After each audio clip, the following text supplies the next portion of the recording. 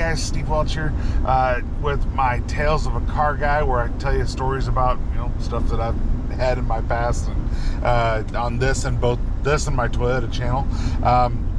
So I've told you guys before that I've worked on semi-trailers for a while, and I worked on aircraft for a major airline, and obviously now sell Toyotas, right? But so I have a really fun story about when I was working at the airline. So what it is so you would get every once in a while where you just had to get overtime, right? They would ask everybody, it was a union shop, right? So they go through and they would ask everybody, and if they had overtime available, it's usually because there was a plane that needed to get out for scheduling, right? And what they would do is they'd walk around and they'd ask everybody, and they'd have to go in order of seniority, right? And each person would get to say yay or nay to the overtime. Well, every once in a while you get down to the nitty gritty there, and you wouldn't have enough people to work the overtime. So then what they would do is something called paperworking you. So basically they could write a force, more or less, that we'll see ya, right? You're gonna be here. And it's called paperworking for the overtime. Well, there's a few rules in it, so there's different ways that they would do it for whether it went seniority or by who was paperwork before. Usually if it was a paperwork thing, they went seniority, and then by who was paperwork before, they go to the next person on the list to be paperwork. So if they needed 10 people and the shop had 30, well, if you were part of those 10, so they would go through, and it really didn't matter in that case if you had a hardship or anything like that. You got paperwork. So the only way to get out of it really was to switch with somebody that would actually work your paperwork, right?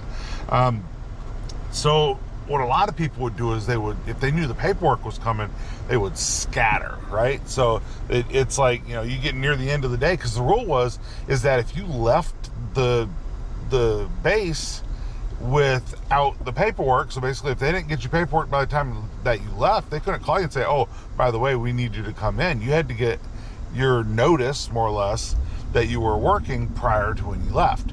Well, they were basically paperwork in like half the shop, right? And you had a lot of people knew where they were at on the paperwork list, and there was a guy named Joey, right? I'm going to get into Joey here pretty quick.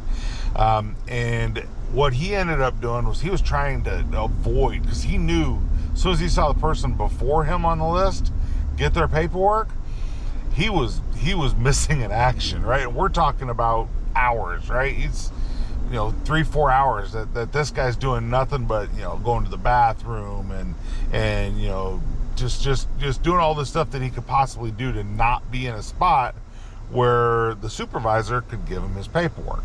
And of course, supervisor walking around. Anybody seen Joey? Yeah, he's around here somewhere, but nobody's seen him. Well, we come to the end of the shift, and each shop had their own time clock. And what you did is you swiped your badge, which was it had a strip on the back, which was kind of like a credit card slip, right? And so you swipe your badge to clock out. Well, you were supposed to do it in the shop that you were at, but realistically, you could clock out at any of the little time clocks that were all throughout the base. So basically each shop had their own time clock, and then each hangar, they had their own time clock. Well, and this doesn't sound like a lot, but if you think about this, where I was working, the shop that I was at, we were pretty far into the base, and it was about a half-mile walk just to get to the gate, which is where the parking lot was, and then you could be another quarter mile or so to get to your car. I mean, it was big, right? It was big out there. So what Joey had done was, it was 15 minutes or so before the end of the day, and Joey had snuck off to the time clock that was closest to the exit, right? And of course there was a lot of us that were paperworked, and a few people were kind of bitter about it, right? And boss walking by, supervisor walking by, going, where is Joey? Of course, a couple people who were not too happy about coming in are like, yeah, he's by the other time clock. And boss, he's probably late 40s, early 50s, somewhere around in there. He's like, oh, really?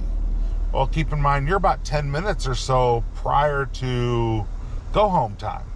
Well, boss starts a brisk walk, it's probably a little less than 10 minutes because he starts a brisk walk to get there. And of course, the rest of us, we're following him, right? Because, hey, it's like a car wreck. You got to look at it, right? So we're following him, and there's about 10, 15 of us that were just kind of like, we got to see what happens. Because we knew Joey had been trying to just avoid him all day, right? So we're following him through the base, right? All the way to the other time clock, and you see Joey just standing up because it's time to clock out, and he watched for it, and he hit it, and beep, you can hear the swipe where he beeped it, and it was time to go. Well, at that point, the supervisor put a little hitch in his step. It's like, Joey. And Joey's like, "Duh." And he turned and took off like he was running from the cops. I mean, like, I got a warrant, I'm running from the cops. He just literally, he just booked it. Well, the supervisor, he didn't miss a step. He turned it on as well. And I was in a lot better shape then, in the early 20s. And, there was a few of us that, a few people dropped off that were not able to keep up. But we were all running right behind the supervisor. I mean, you just thought somebody was chasing us, right? Because we're just booking it, right? And Joey's running. He's fumbling in his pocket trying to get his keys out. He had an old Chevy truck. So there's no hit the button to unlock the door. You got to put the key in the door, right?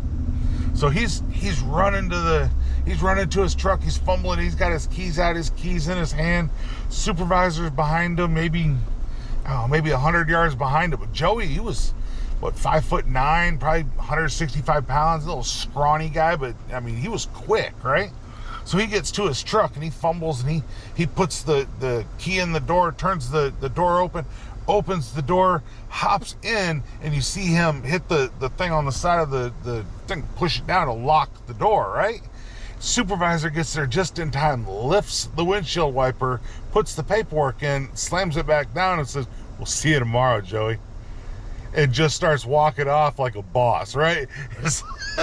Joey's losing his mind. He's slamming the steering wheel, like, ah! Because he used paperwork before he left the base. So it didn't matter he clocked out. It was before he left the premises that he had to have his paperwork. And got him, right? So needless to say, the next day Joey was not too productive. He was pretty unhappy about having to be there. But hey, just is what it is. And it's kind of how the paperwork system worked. But it was I'm not sure how it works now. That's just back then. But it's 20 some odd years ago, right? But hey, just a fun little story I thought I'd tell you guys here on Fact of the Day channel. Check out my Tales of a Car Guy on this and my Toyota channel. I'll link that here right now. You'll see that little bubble for both of them there, and check out the other Tales of a Car Guy. You guys have a great day. Definitely like, subscribe. Appreciate you guys. Have a good one. Bye.